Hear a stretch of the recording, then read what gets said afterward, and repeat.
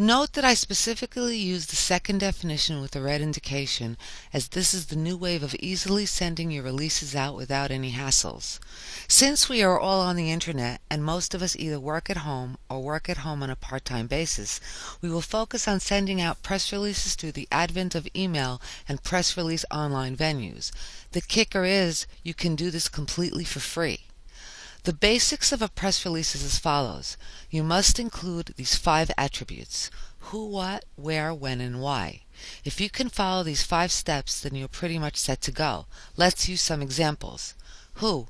Who are we talking about? What person or business, or both? What? What are we talking about? Is it a new product, a special, offering, a service? Perhaps your site was featured somewhere? Where? Where is this business located? Where can we find your special? Where is this feature? When? When was this business founded? When did your feature take place? When are you offering your special? Why? Why are you writing this press release? Why should we purchase from this business? What is different about your business?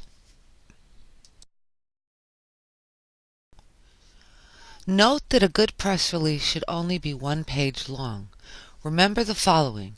While press releases were initially supposed to be written for journalists, it's a tool that is now utilized to bring traffic to your sites.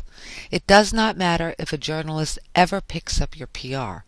That is not to say that it would not be nice, but for the purposes of this course, the method behind the madness is to be able to do this yourselves without having to pay an arm and a leg for it, and to be able to submit this out to the masses all completely for free. Your only investment is time, and with some effort on your part, it can and will be done. If possible, sending out a press release at least once every 3 months should be done. It does not have to be done, but the more that you send, the more traffic you will get. I've tested this method and I can tell you from experience that it does work wonders, not to mention that your Alexa ranking will shine through with flying colors.